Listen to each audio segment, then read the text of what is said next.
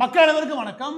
சமீபத்தில் அமெரிக்காவுடைய அதிபர் ட்ரம்ப் அவர்கள் இந்தியாவிலிருந்து ஏற்றுமதியாகக்கூடிய பொருட்களுக்கு 25% கூடுதல் வரி விதிக்கப்படும். அதற்கு ஒரே காரணம் ரஷ்யாட்டிருந்து ஆயில் வாங்குறது. அதாவது குரூட் ஆயில் ஆகட்டும், இல்லாட்டி பெட்ரோல் ஆகட்டும், இல்லாட்டி கேஸ் ஆகட்டும், இந்த மாதிரி நீங்கள் அதிகமாக வாங்குறீங்க, அதனால தான் எங்களுக்கு பிரச்சனை அப்படின்னு சொல்லி ஒரு புது கதையை ஒன்று ஊட்டிக்கிட்டு இருக்காரு. இது எந்த அளவுக்கு உண்மையானது, இதில் எந்த அளவுக்கு நியாயம் இருக்குது, இந்த மாதிரியான வரி விதிப்புகள் மூலமாக என்ன பிரச்சனையை இந்தியா எதிர்கொள்ளும், அதை எப்படி எதிர்கொள்றது, இந்த மாதிரி பிரச்சனையை ட்ரம்ப் அவர்கள் கிளப்புறாரு இல்லையா, அமெரிக்கா கிளப்புச்சுன்னு சொல்ல முடியாது. ஏன்னா இது தனிப்பட்ட விதத்தில் ட்ரம்ப் அவர்களுடைய அரசியல் சார்ந்த இல்லாட்டி ஏதோ அவசரகரமான பேச்சு மாதிரி தான் நமக்கு தோணுது. ஏன்ற விஷயத்தை ஒவ்வொன்றா சொல்றேன். முதலாவது அமெரிக்கா வைக்கக்கூடிய குற்றச்சாட்டு. அந்த குற்றச்சாட்டு என்ன மாதிரியானது, அதுல நியாயம் இருக்கா அப்படின்னா 1% கூட நியாயம் கிடையாது. ஏன் அப்படின்னா இந்தியாவை பொறுத்த வரைக்கும் குரூட் ஆயில் கிடையாது. ஆனால் பெரிய லெவலில் எரிபொருள் தேவைக்கு, நாட்டினுடைய எரிபொருள் தேவைக்கு குரூட் ஆயிலை பெரிய லெவலில் பயன்படுத்துகிறோம். அதற்கு அந்நிய நாடுகளை தான் நம்ம சார்ந்து இருக்க வேண்டியிருக்கு. ஒரு இடத்துல இப்போ எடுத்துக்காட்டுக்கு ஒரு பொருள் நமக்கு கண்டிப்பாக தேவைன்னு ஒன்று இருக்குது, அதெல்லாம் வாழவே முடியாது, தண்ணின்னு வச்சுக்கோங்க.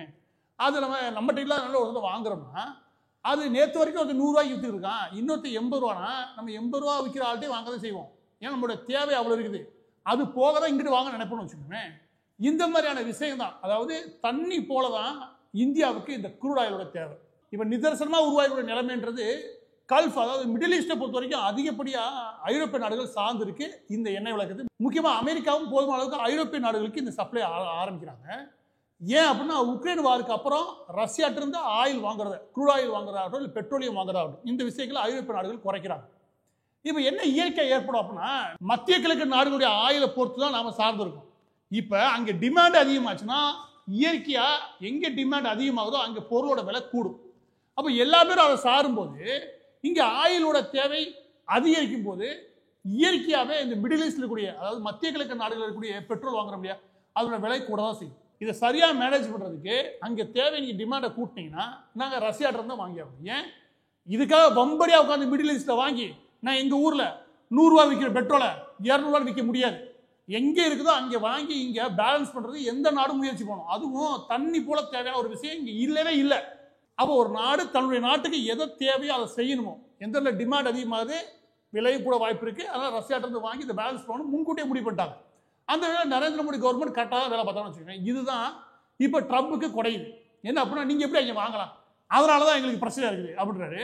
இப்போ இப்படியான குற்றச்சாட்டு வைக்கக்கூடிய ட்ரம்ப் அவர்களுக்கு குற்றச்சாட்டு சொல்லும்போது அவர் யாருன்னு தெரியுமா இல்லையா, அவர்கிட்ட இன்னொரு கேள்வி நம்ம இந்தியாவை சேர்ந்த செய்தி நிறுவனங்கள் கேட்குறாங்க. அது என்ன அப்படின்னா, நீ இது சொல்கிறீங்க எங்களுக்கு புரியுது, ஆனால் நீங்களே இறக்குமதி பெரிய அளவில் பண்ணுறீங்களே இங்கே இந்த ரஷ்யாவில் இருந்து, அதை ஏன் பண்ணுறீங்கன்னு கேட்டால் மலுப்பில் பதில் சொல்லிட்டு ஓடுறாரு. இந்த இடத்துல தான் அமெரிக்காவுடைய ரெட்டை நிலைப்பாடுன்ற விஷயம் புரியும். அது என்ன அப்படின்னா அமெரிக்கா இன்னைக்கும் ரஷ்யாட்டிருந்து அதிகப்படியாக இறக்குமதி பண்ணுறது ரேடியோ ஆக்டிவ் கெமிக்கல்ஸ். இந்த ரேடியோ ஆக்டிவ் கெமிக்கலை வச்சு தான் அவங்க ஃபுட் இண்டஸ்ட்ரியில் ஆரம்பித்து அவங்களுடைய மெடிசனில் தொட்டு ஏகப்பட்ட இண்டஸ்ட்ரி இந்த ரேடியோ ஆக்டிவ் கெமிக்கல்ஸ்னால தான் இருக்குது. எது அமெரிக்காவில், இது முழுக்க சார்ந்து இருக்குது ரஷ்யாவில். இதை நிப்பாட்ட வேண்டியதானே, ஏன் அவங்க வாங்குறீங்க, அதான முதல் கேள்வி. இந்த கேள்விக்கு பதில் சொல்லணுமா இல்லையா? ஏன்னா உங்கள் நாட்டில் கிடைக்கல, எங்கே குறைச்சி கிடைக்குதோ அங்கே வாங்குறீங்க, அதுதானே இந்தியாவோட நிலைமையும்.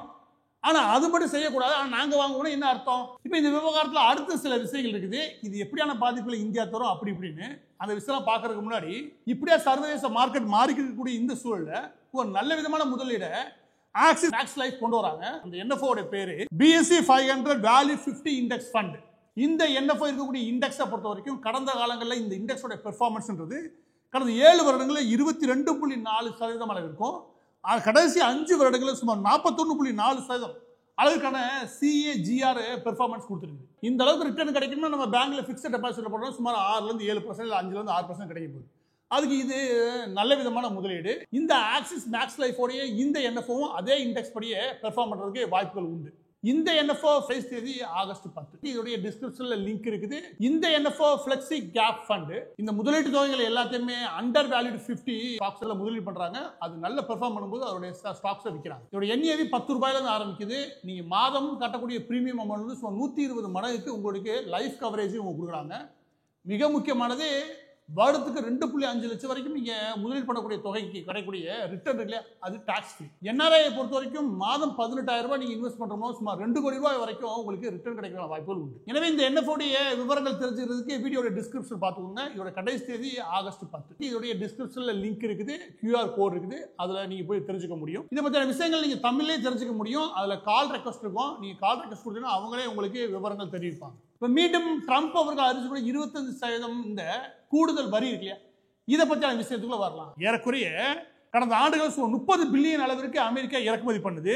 மிக முக்கியமானது இந்த ரேடியோ ஆக்டிவ் கெமிக்கல்ஸ், இதை வாங்குறாங்க. 2வது இடத்துல இருக்கிறது ரொம்ப முக்கியமானது என்ன அப்படின்னா உரம். இந்த யூரியா இருக்குல்ல, யூரியாவை கண்ணாமன் 90% அமெரிக்கா யூரியா இறக்குமதி பண்றது ரஷ்யாட்டம் தான். ஏன்? விலை குறைவு, அவங்களுக்கு டிமாண்ட் இருக்கு. அப்போ உனக்கு ஒரு டிமாண்ட் இருக்குது, அது எந்த இடத்துல வாங்கினா உன்னோட நாட்டுக்கு நல்லதோ அதை செய்வேன். என் நாட்டில் ஆயிலே இல்லை, பெட்ரோலும் இல்லை, டீசலும் இல்லை கையில், அதை நான் எந்த நாட்டில் வாங்கினா என் நாட்டு மக்களுக்கு சரியா இருக்குன்னு செஞ்சா அது எங்கே உங்களுக்கு பிரச்சனை வருது இப்படின்னு இந்தியா கேள்வி கேட்டால் பதில் சொல்லணுமா இல்லையா? அமெரிக்கா என்ன சொல்லுது, இதனால தான் நான் 25% கூட்டுறேன்னு சொல்லும் போது இந்தியா பதிலடி கொடுக்குது. நீ என்னெல்லாம் வாங்குறீங்க, எவ்வளோ வாங்குறீங்க, எங்கேருந்து வாங்க, ரஷ்யா எவ்வளோ வாங்குனீங்க, கடந்த ஆண்டுகள் எவ்வளோ கூட்டிருக்கீங்க, உக்ரைன் வாருக்கு அப்புறம் நீங்க எவ்வளோ கூட்டுறீங்க, இது எல்லாம் சொல்லிடுச்சு. உக்ரைன் வார மெயினாக பேசுறாங்க. உக்ரைன் வாருக்கு அப்புறம் நீ எவ்வளோ வாங்கியிருக்க எல்லாம் சொல்லியாச்சு. நேர்மையான பதில் வரணுமா இல்லையா? ட்ரம்ப் வரவே இல்லை. அப்ப இது என்ன அப்படின்னா அவர் வீட்டில் உட்காந்து போலக்கு இப்படி பெரிய அளவில் இந்தியா அவங்கள்ட்ட தான் ஆயில் வாங்குது. சரி, அப்ப அவங்களுக்கு கூட்டி விடுவோம். எதையாவது பேசுறதா? இது என்ன மாதிரியான பாதிப்புகளை உருவாக்கும்? அது அடுத்து என்ன அப்படின்னா, இது இந்த துறை அந்த துறையும் கிடையாது. அமெரிக்கா பொறுத்த வரைக்கும் நம்ம லெதர்ல ஆரம்பிச்சு, அதாவது பிராட்காஸ்டிங் ஐட்டத்தில் ஆரம்பிச்சு பேக்கேஜ் மெடிசன்ல தொட்டு லெதர் ஐட்டம் வரைக்கும் நம்ம எக்ஸ்போர்ட் பண்றோம். சுமார் 85 பில்லியன் அளவிற்கு நம்ம ஏற்றுமதி பண்றோம். அதனால ஏற்கனவே எல்லா துறைகளுமே ஒரு பாதிப்பு உருவ முடியும். எப்படி பாதிப்பான துறைகள்? நேற்று வரைக்கும் ஏற்றுமதி பண்றதுக்கு இவங்களுக்கு டாக்ஸ் கம்மியாக இருந்துச்சு. இன்னைக்கு ஒரு லெதர் இண்டஸ்ட்ரி 10,000 to $20,000 மதிப்பில் இவங்க ஏற்றுமதி பண்ணிக்கிறான்னு சொன்னோம். ஒரு சின்ன இண்டஸ்ட்ரி. அவங்களோட போட்டிக்கு ஒரு இண்டஸ்ட்ரி டர்க்கிலையோ இட்டாலியிலோ இருக்குது. அந்த இண்டஸ்ட்ரி இவங்களை விட ஏறக்குறைய போட்டின்னு பார்த்தா ஒரு 7-8% இவங்களோட அமௌண்ட் அவங்க கம்மியாக வச்சிருக்காங்கன்னா என்ன ஆகும் அப்படின்னா, இவங்க செயற்கையாக உருவாக்கக்கூடிய 25% டாக்ஸ் இருக்கு இல்லையா, அது என்ன ஆகுனா உற்பத்தி கம்மி தான். ஆனால் கொண்டு போய் சேர்க்கும் போது விலை கூடும்போது இவங்களுடைய சர்வதேச போட்டியாளர் இருக்காங்களே, இவங்கள் வழியாக இவங்களுடைய ஆர்டரை இழக்க நேரிடும். எனவே போட்டியாளர்கள், அதாவது வர்த்தகமே இருக்கு இல்லையா, ஒரு பெரிய கேள்விக்குறியாளருக்கான வாய்ப்புகள் உண்டு. முதலாவது இதுதான் இந்தியாவோட பெரிய கவலையே. ஏறக்குறைய எல்லா இண்டஸ்ட்ரியும் இதோட பாதிப்பை நம்மளால உணர முடியும். இது அவசியம் இல்லாது, இது எந்த நாடும் முன் வந்து செய்ய தேவையில்லாத ஒரு விஷயம். ஆனா ட்ரம்ப் அவர்கள் சும்மா எதையாவது உட்காந்து இந்த பாலிடிக்ஸ்ல அதிரடி காட்டுறேன், சரவடி பண்றேன் அப்படின்னு எதையாவது பண்ணிட்டு இருக்கிறாரு. இது அர்த்தம் கட்டது. ஏன் அர்த்தம் கட்டதுன்னு ஒரு பக்கத்து சொல்ல வேண்டியிருக்கு அப்படின்னா, ஒரு பக்கத்து இந்தியாவுடைய ஏற்றுமதியில் ஒரு பெரிய பாதிப்பை உருவாக்கும், போட்டியாளர்கள்ட்ட ஒரு பெரிய சிரமத்தை உருவாக்கும் அப்படின்றது உண்மை. இது இன்னொரு பக்கம் என்ன அப்படின்னா, இதுக்கு ரியாக்ட் பண்ற விதமா இந்தியா அடுத்த ஸ்டெப்புக்கு போச்சுன்னு வச்சுக்கோங்க, இது அமெரிக்காவை இன்னும் சிக்கலை உருவாக்கும். அமெரிக்காவுடைய மிகப்பெரிய பலமே சர்வதேச அளவில் அவங்க உருவாக்கிய உறவு தான். அந்த உறவை இவர் கெடுத்து விட்டார்னு வச்சுக்கோங்க. இவருக்கு எடுத்து விட்டார்னா ஓகே, இதுக்கு அடுத்து இன்னும் பேலன்ஸ் பண்ணுறதுக்கு இந்தியா தீவிரமான வர்த்தக உறவுகளை மற்ற நாடுகளை மேற்கொள்ள ஆரம்பிச்சோம்னு வச்சுக்கோங்க. இது அமெரிக்காவுடைய சர்வதேச பலத்தை குறைக்கும். உறவை உருவாக்குறது மட்டும் கிடையாது, உறவை கெடுக்காமே இருக்கணும். அமெரிக்கா அந்த வேலையை தீவிரமாக பண்ணிக்கிட்டு ட்ரம்ப் மூலமா. இதில் பளிச்சுன்னு தெரியுற விஷயம், அதாவது ஏற்றுமதி இறக்குமதி பளிச்சுன்னு தெரியுற விஷயம், இவர் ஒவ்வொரு முறை என்ன சொல்றாருன்னா, நாங்க இவ்வளவு ஏற்றுமதி பண்றோம், நீங்க இவ்வளவு ஏற்றுமதி பண்ணிட்டு ஒரு பேலன்ஸாவே இல்லைன்னு அடிக்கடி ட்ரம்ப் சொல்லுவார்.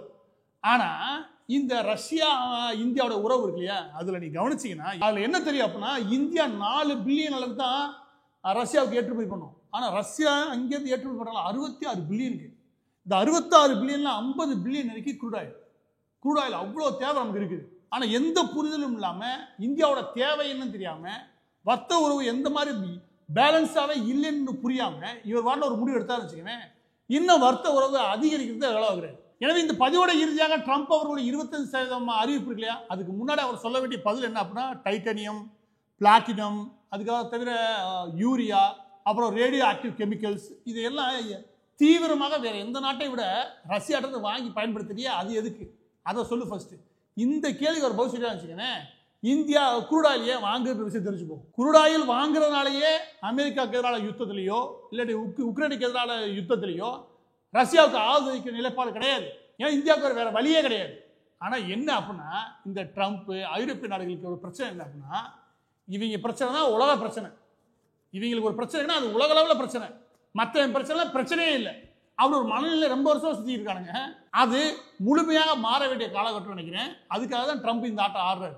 ஆனால் என்ன ஒன்றே ஒன்று சொல்லி முடிக்கிறேன்னா, 25% நீங்கள் டேக்ஸ் போட ஆரம்பிச்சிங்கன்னா இவர் பண்ண இந்த எக்கனாமிக்கல் கால்குலேஷன்களை பேலன்ஸ் பண்ணி போகணும். 2 பேரும் வர்த்தகம் ஒரே மாதிரி இப்படி கூடுத்தனமாக பொருளாதார விஷயங்களை அவர் கையாண்டதன் விளைவாக அமெரிக்காவில் வரலாறு காண அளவுக்கு மணி இன்ஃப்ளேஷன், அதாவது விலை உயர்வு, பொருளோட விலை கண்ணாப்புனா ஏறும். இயற்கையாக கூட வர்த்தகத்தை மெல்ல கிராஜுவலாக கூட கூட்டுவாங்க. நீ எடுத்துள்ள போய் டிஸ்டர்ப் பண்ணினா உள்ளூரில் விலை கூட தான் செய்யும். அதுக்கும் இவர் பதிலாக காணும். அதோட இறுதியாக நம்ம இன்னைக்கு பார்த்த NFO மேக்ஸ் லைஃப் உடைய BSE 500 வேல்யூ 50 இண்டெக்ஸ் ஃபண்ட் இதோட கடைசி தேதி ஆகஸ்ட் 10. இதை பற்றின மேலும் விவரங்கள் தெரிஞ்சதுக்கு இதோடைய டிஸ்கிரிப்ஷனில் லிங்க் இருக்குது, QR கோட் இருக்குது, அதில் நீங்கள் போய் தெரிஞ்சுக்க முடியும்.